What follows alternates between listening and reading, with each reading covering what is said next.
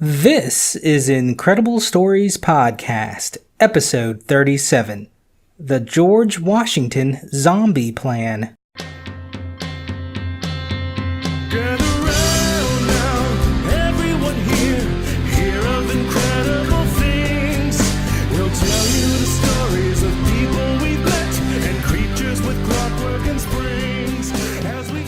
Well, hello again, everyone. It's time for another Incredible Stories podcast. I'm Josh Virla, your inhumed host, and thanks for being here. Just a reminder to share the show if you like it, and if you don't like it, share it anyways. Maybe someone else will like it. Of course, I'll reference where you can like it and all that jazz at the end of the episode, but if you want to send me an email, it's contact@incrediblestoriespodcast.com. But for now, let's talk about presidents and zombies. And I'm referencing, of course, the plan to bring George Washington back to life shortly after he died. Do you want zombies? Because that's how you get zombies. I'm willing to bet a lot of you haven't heard of this weird story, and I'd bet some more that many people don't know about Washington's death. I guess it's not a topic lots of people like to talk about. I remember when I was a wee lad in elementary school asking how George Washington died. The teacher at the time said something to the effect of, "Oh, he died having a heart attack after he volunteered firefighting." Well, that wasn't even close, let me tell you. Here's what I know. George Washington, famous founding father, first president of the United States, and Revolutionary War hero, was born on February 22nd, 1732, and died on December 14th, 1799. And although he had a rich and storied, some might even say fabled life, the events surrounding his death could just as easily been called the basis for an incredible science fiction plot. Let me first recount his final days, because I'm sure most people aren't too familiar with how George Washington died. Now, of course, George Washington was a well-known Virginian who lived at his famous Mount Vernon estate, and on December 12, 1799, the 67-year-old was still quite active. He was checking out his vast Mount Vernon estate from early morning to around 3 p.m. Now, I'm not sure just how much of his estate he was inspecting, but Mount Vernon was huge. We're talking 7,600 acres at the time, or about 12 square miles. That's a good amount of work for the day. So George set out on horseback looking for what one looks for on giant estates, trolls, magic portals, etc. But in December in Virginia, it gets pretty cold, and in fact, on this particular day there was snow and freezing rain. Now, after he was done, he decided to go and eat his dinner, but he didn't bother changing his wet clothes. Apparently, GW was known for being punctual, so he didn't want to be late for dinner. I suppose it was better to be known as soggy than as tardy back then. Well, the weather continued to bring snow, and the next morning, George had a sore throat. Go figure. But being the badass he was, George went to a wooded area near his home and selected some trees that needed removing. And like anyone who pushes themselves or talks with a sore throat, his voice grew more and more hoarse. After hitting the hay for the night, George was awakened with much discomfort around 2 a.m. So this would be Saturday morning, December 14th. And it was apparent he was having difficulty breathing, speaking, and even swallowing. At daybreak, however, Martha Washington, George's wife, sent for George's executive secretary, Tobias Lear. Tobias was basically Washington's personal assistant, I guess, and he was also secretary to George Washington when he was president. Okay, so Tobias comes in, and George is having a hard time breathing, and so Tobias then sends for the overseer of Mount Vernon, George Rawlins. And Rawlins managed the estate and day-to-day at Mount Vernon. I suppose he was a jack-of-all-trades type of fellow, which came in handy because when he arrives, George W. tells George R. to bloodlet him. What is bloodletting? Glad you asked. Bloodletting was a common and accepted practice in where a patient would have their blood taken from them in order to cure or prevent illness or disease. It has been around for thousands of years, and the theories behind this form of medicine were many, ranging from releasing demons and bad energy, restoring the body's balance of fluids, to relieving blood vessel tension, which many thought was the root of the diseases. Oh, and sometimes leeches were used to drain blood, but often just a poke here and there would do it.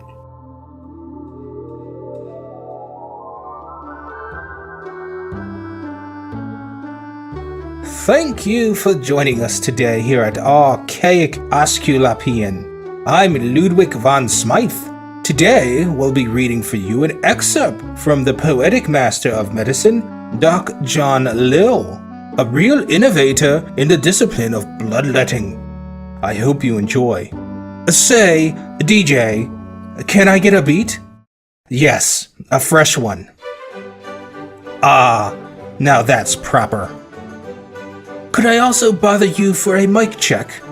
Mic check, 1, 2. 369 bloodletting time. I think I'll use these here leeches one more time. Get flow, get flow, get flow. To the elbow, to the brow. Till the blood drop down my balls. Diseases and itches fall. Till all squirt, squirt, mother. Blood squirt, squirt. Goddamn. Till all squirt, squirt. Mother. Blood squirt, squirt. Goddamn. Squirt, squirt indeed. That's all this time, and thank you for joining us. Until next time, I'm Ludwig von Smythe. A cheerio.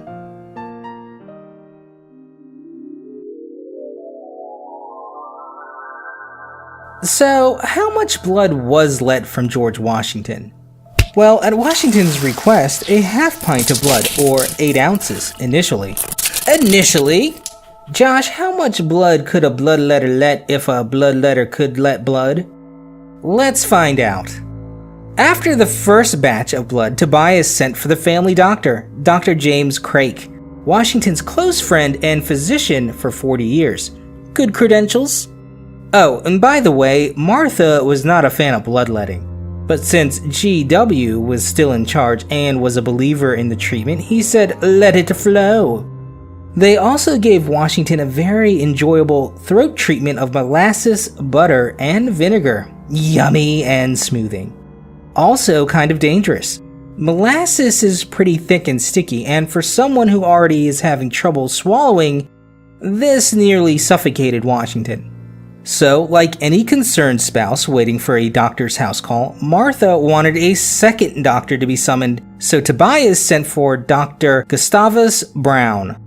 Now, Dr. Craik arrived around 9 a.m., and Dr. Craik took a look at Washington and said, "Good Lord, this man needs some fluid balancing," and blistered Washington's throat using Spanish fly, which is a member of the blister beetle family. Clearly, Dr. Craik was of the fluid balance theory of illness. So, he bled him some more and prescribed a concoction of vinegar and sage tea, to gargle with, of course. So by 11 a.m., the second doctor, Dr. Brown, had still not arrived, but Craik felt things are getting serious now and sent for a third doctor, Dr. Elijah Dick. By noon, George Washington was given an enema.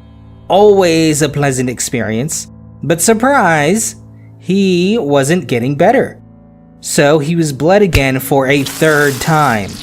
Now, more time goes by, and Washington is just continuing to deteriorate. And at around 3 p.m., Dr. Brown and Dr. Dick arrive. The three doctors, Craik, Brown, and Dick, consulted a bit amongst themselves and figured, you know what the former president needs? A fourth bloodletting. So, they bled him again for the final time. The blood at this point was thick and flowed slowly, and this final bloodletting took about 32 ounces of blood from Washington. All in all, some estimate that Washington had roughly half of his blood drained out. And for reference, a human body usually contains between 1.2 and 1.5 gallons of blood. No wonder it wasn't flowing so good. So the doctors conversed some more and said, okay, this bloodletting isn't working. Let's induce vomiting. So they administered some vomit-inducing medicine. Better yet? Nope, try again. Now, by 4:30, George Washington probably knew he was about to go and called for Martha to bring his 2 wills. One was discarded and burned by Martha. Then he summoned Tobias again to get some personal estate things in order. Now, check this out. George Washington was like, if I'm going to die, I'm going to look proper. So at 5 p.m., he got up from bed. I would imagine he is very weak and in horrible pain at this point. You know, from all the poking, prodding, and administration of treatments. But he got dressed in his normal day clothes, then sat in his chair for a bit, and after 30 minutes laid back down in bed. And Dr. Craik went to him, and then Washington says, "Doctor, I die hard, but I'm not afraid to go. I believed from the first attack that I should not survive it. My breath cannot last long." No whining from Washington, just badassness.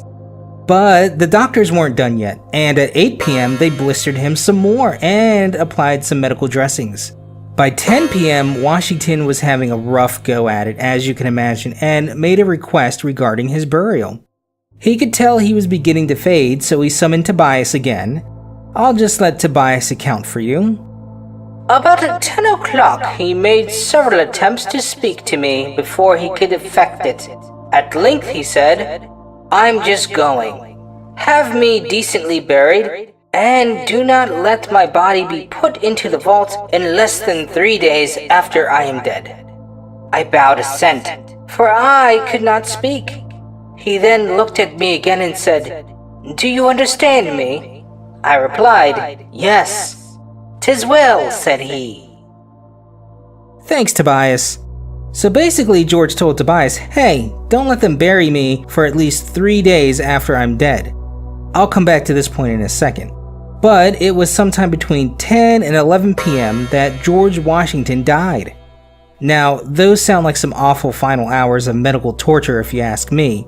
Medical science was crude back then, but I can't imagine going through all of that for pretty much an entire day. But what's the deal with the not wanting to be buried before 3 days passed? Apparently back then, people had a huge fear of being prematurely buried. GW didn't fear death, but rather feared being stuck in a casket with breath still in his lungs. And this fear wasn't unwarranted, but perhaps a bit paranoid. While there were certainly some cases of people being buried alive, I'm positive most fears stem from the common scenario of my cousin's brother's girlfriend's dad's sister's best friend was buried alive. But let's get a bit weird with this. George Washington was the first president and first president to die, but he might have just as easily been known for being the first zombie president. What? Enter into the scene Dr. William Thornton. Thornton was a well-trained, for the time, physician who had received medical training in Europe. He was a family friend and a designer of the Library Company of Philadelphia, the U.S. Capitol, and other historical buildings in D.C. No dummy for sure. So when Washington was dying, the family sent for Thornton in hopes his skills in performing the rare tracheotomy would fix Washington. Not a lot of doctors were trained in this procedure, but Thornton was, and unfortunately he arrived a bit late. I believe arriving the next day or the day after that. Luckily though, it was wintertime, and because of this, Washington's body was being kept frozen by the freezing weather until, burial arrangements were made. So Thornton was like, guys, I know GW's dead, but I think I can revive him. Martha, I see you're intrigued. Let me explain.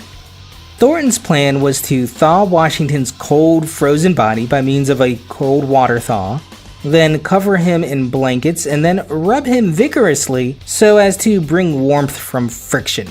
This, of course, would stimulate the blood vessels. Thornton would then make a hole in Washington's neck, performing his specialty, the tracheotomy. Then a bellows type thing would be inserted into Washington's neck hole so as to inflate his lungs with air, and the cherry on top was to give Washington a blood transfusion using lamb's blood. Why lamb's blood?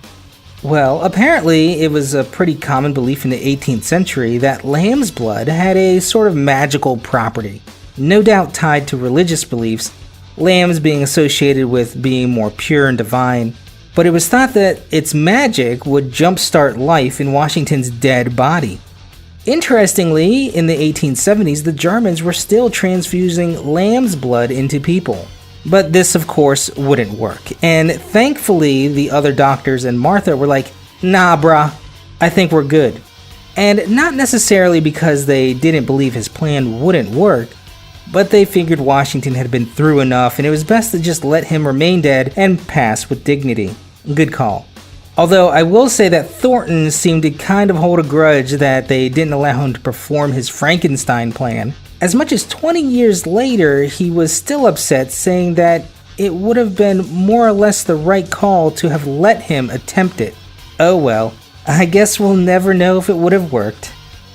And that's the story of Washington's horrible final hours and the plot to raise him from the dead, like a zombie. And now you know what I know. Medical practices back then could get very weird. Strange theories were many, as the human body was still very much a mystery. Remember also, this was at a time before the concept of germs was known. People had little idea as to why things happened to people in many cases. And although today, looking back on things, you might say his doctors did more harm than good, especially with draining about half his blood, and indeed this didn't help. The doctors, though, of the time were trying their best using the latest information they had. Oh, and what did Washington actually die of? It's a little hard to pinpoint, aside from the blood loss, but modern doctors suggest any of the following possibilities: croup, quinsy, Ludwig's angina, Vincent's angina, diphtheria, streptococcal throat infection, and acute pneumonia. But I think the majority of professionals lean toward the initial cause of infection being epiglottitis. Epiglottitis is an inflammation of the epiglottis, which is the flap at the base of the tongue that keeps food from going into your windpipe. This can be caused by bacterial infections and historically more associated with a flu strain. Today, this is a much smaller threat with vaccines and such. The mortality rate today is only about 0.9%. But back in Washington's time, of course, this was much higher. And now for something known for fun-letting. The haiku!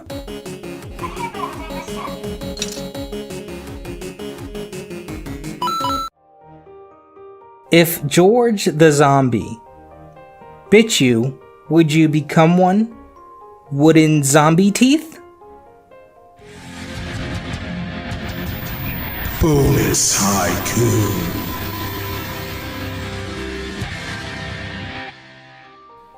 Whoa, that sound means that we have a haiku submission. So lucky you, you get bonus haikus. A listener going by the name of Old Jerry submitted 2 haikus pertaining to the potato episode, so I'll go ahead and read them. Pennies, nickels, dimes. Get enough and you are rich. Too poor for taters. I like that. Very nice, Old Jerry. And now for the second one. Tots, french fries, cakes. These things what potatoes make. Spare me $5,000, sir. I like that. Those ones are pretty good. Thanks for sending those in, Old Jerry. Keep them coming. And remember, if you guys want to send in haikus as well, go ahead and send them in. 575 is the proper haiku format, and that's of course syllables. But that's all the time this week, guys. Check out our main site for other stories on IncredibleStoriesPodcast.com. Send me an email or haiku through the website. Follow us on Facebook and Twitter at IncredPod. Rate us on iTunes and peep us out on YouTube and Stitcher. For Incredible Stories Podcast, I'm Josh, and remember, the journey of 1,000 tales begins with the first word.